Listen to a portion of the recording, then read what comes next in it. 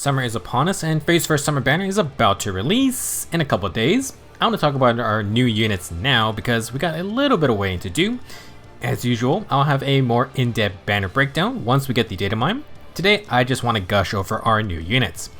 First up, we have female Shez making another limited time appearance. To no surprise, we have more Three Houses alts, although technically Shez is from the Three Hopes spinoff. Male Shez is also getting a summer alt, however, he is taking the freebie spot this time as our Tempest reward. I'll talk about him at the end. Back to summer female Shez, she's a sword cavalier this time. Surfer Spire is an 11 might dual phase brave sword with bonus 5 speed included. Shez will get on hit true damage scaling off 20% speed, so you know she's going to be fast, and for good measure, Shez gets near Trace Kanto as well. Returning from her legendary ult, Shez also gets Swift Slice, which is a wild A skill. She can get plus 8 to all stats, and if she initiates with more than 5 speed than the enemy, she gets effectiveness against all weapon types. However, if Shez is fighting a human infantry unit, aka non-dragons or beasts, then Shez would need a massive 20 more speed to get the same effect. To help with the speed checking, Shez brings in our first tier 4 low B skill. It's to neutralize the speed and defense field buffs on the foe, but the speed and defense in combat debuffs is increased. It's now 4 plus the number of bonus effects active on the foe, excluding field buffs. If the enemy has 4 positive status effects, then you inflict the max minus 8 speed and defense in combat. I've been waiting for a tier 4 low skills for a while, but I'm not exactly sure if this upgrade is going to be enough. If the enemy has no statuses, it's a 1 point increase on the debuff, and that's it.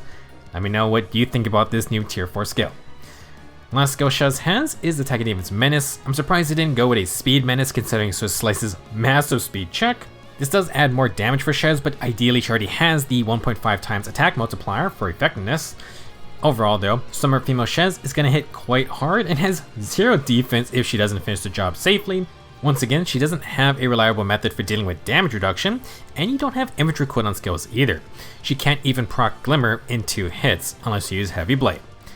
However, with Kanto on this weapon, you could run annoying hit and run wind or water sweep builds. You could also run flow skills to quad, but if Shez can't kill in 2 hits, I would be concerned about taking any counterattacks. Still a scary offensive unit, but Shez is no longer ranged and will lose out on those infantry skills.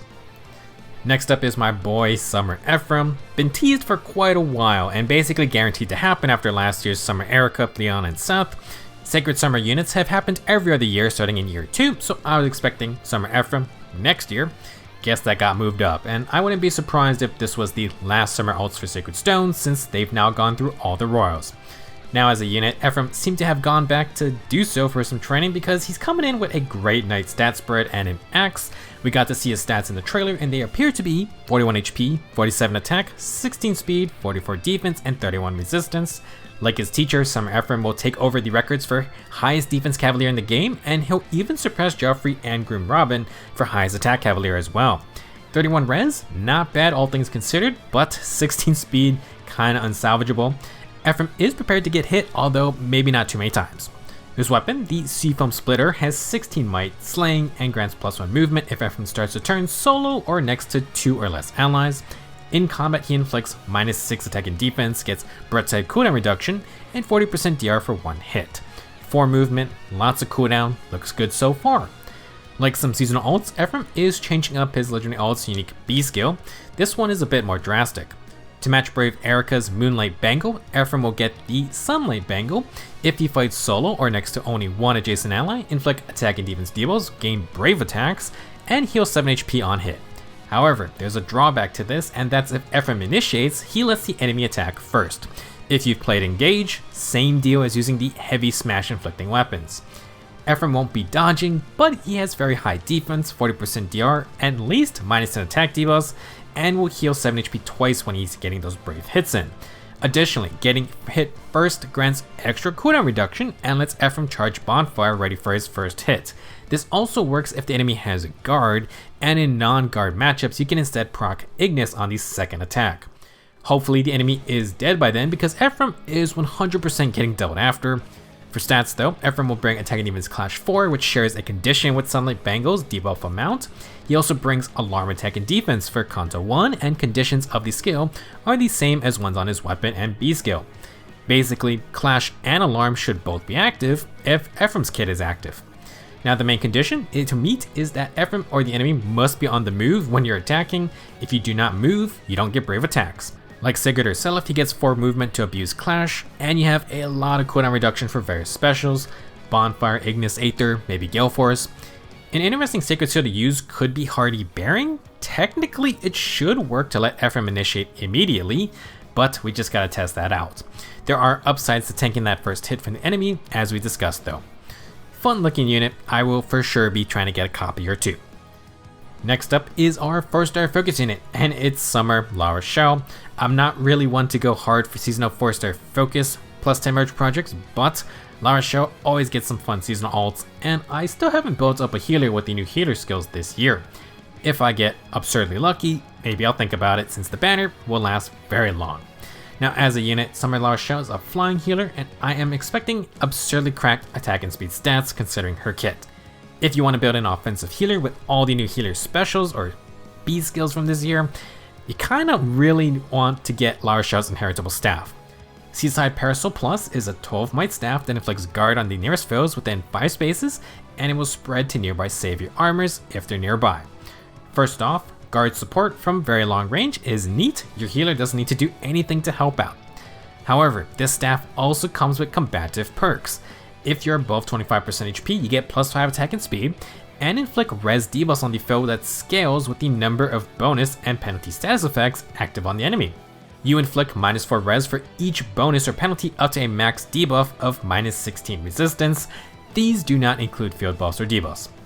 Like Shez's tier 4 low B skill, the new mechanic for this banner is scaling debuffs based on if the foe has bonuses or penalties.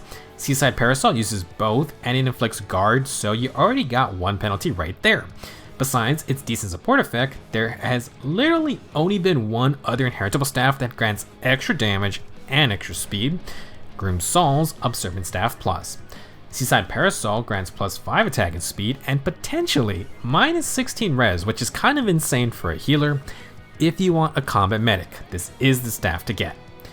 For the rest of La Rochelle's kit though, she brings Recover Plus, Wrathful Staff 3, and Earthwind Bomb Plus is actually new, plus 6 speed and defense for allies when you're healing. Interestingly, she also has Blade Session 3. Blade and Shield Session were made for the Tokyo Mirage Sessions units who only got 1 banner, so this A skill has been stuck on 1 unit since then. It became a good sacred seal, but does this foreshadow maybe a tier 4, maybe with more TMS characters? If not, kind of just a very random addition, although I'm not really complaining. In general, Summer La Rochelle is just going to be a simple flying healer with most likely very good attack and speed stats. We only have 1 non-5-star option in this class type, so perhaps a fun merge project if you want an offensive healer in the sky. Seaside Parasol Plus is insane for damage purposes, but the long range guard support ain't bad either. My only concern is if this is just massive bait before they release an arcane staff. It almost seems too good if you know what I mean. Last unit for the banner is duo Summer Shamir and Catherine. Pretty expected dual pairing, and apparently red and green equals blue. Shamir is a blue bow cavalier, only the second one in the game. Still no red bow cav in sight. For stats, the trailer showed 40 HP, 43 attack, 46 speed, 25 defense, and 20 res. Full offense right behind Spring Burning.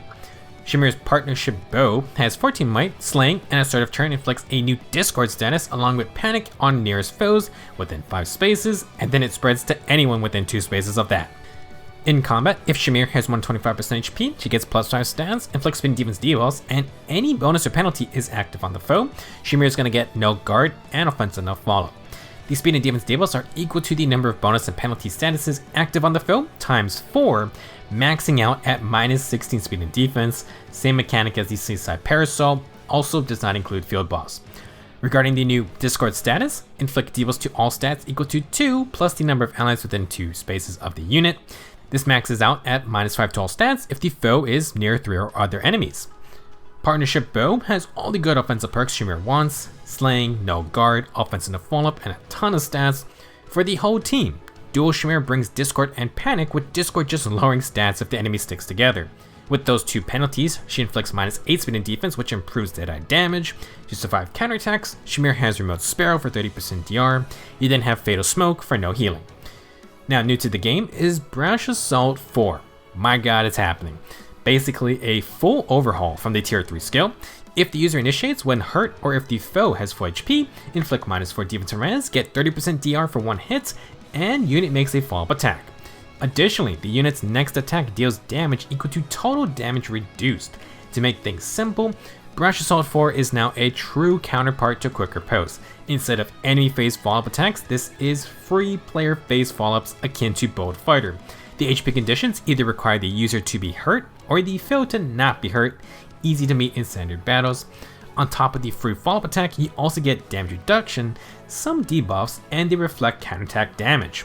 This effect has not been inheritable before, and Brash Assault 3 was usable by any unit, so this could create some very fun interactions.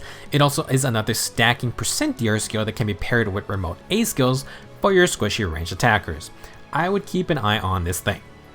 Before we forget, dual Shamir and Catherine's dual skill inflicts gravity and feud on foes within 5 rows or 5 columns centered on the unit. First off, 2 more penalties means Shamir can give herself the max debuffs from her weapon. Very annoying penalties with a pretty large AoE, solid dual skill. Overall, a lot to like from this duo. If you want an offensive cavalier, emphasis on offensive. Shamir and Catherine are committed to winning this fight. No Kanto in the kit, instead opting for double DR skills with a good amount of stat swings, including Panic to deal with field buffs, as well as the new Discord status. If Shamir survives the counterattack, follow-up also gets empowered, and she's probably activating Deadeye on that same attack. Now, last up, we have got the usual sneak peek at our Tempest Trials unit. Summer Male Shez is swapping free-to-play spots with his counterpart, and just like on their release, this Shez gets a unique weapon. In fact, Surfer's Spade is the exact same as Summer Female Shez's Surfer's Spire. Male Shez is a Flying Lance unit, which means slightly different skill options, and obviously Male Shez will not get Swift Slice. Instead, he will bring Attack and Speed Solo 3 into the free-to-play pool. Finally, the devs have been handing out more solo skills on non-5 stars, and maybe that's because they realized they've kind of just been power creeped real hard. The tier 4 solos are literally just +1 stat upgrades, and really only impactful if you care about arena score. We have skills like Finish, Clash, Catch, plus variants like Surge or Remote. If Swift Sparrow can get a couple of variants, I could see solo A skills going in similar routes. We did get Distant Attack and Speed solo, but that's more a distant counter skill. I'm not sure what they would attach to the solo condition, but I think there's room for more options. Anyway, Summer Male Shez should be a great Tempest unit. With that weapon, he is probably quite fast with good attack. Despite being from a spin-off though, the devs clearly like the Shez's. Would not be surprised to see a legendary Male Shez not that far in the future. That's all I want to talk about for now. Sacred Stones and 3 Houses Summer Banner, pretty good for me. My orb stash is gonna disappear in a couple days. Thanks for showing up a year early, Summer Ephraim. Now, we'll go over the banner in full detail when we get all the info on stats, plus potential skill inheritance restrictions. I could see Brash Assault getting restricted, but if it's not, then we could see some wild combos, especially with anyone who uses Miracle in their kit. Let me know your initial thoughts on our first summer banner. It will be up in a couple days, and I'll be back when we get the data mine. Thank you for watching. See you guys soon.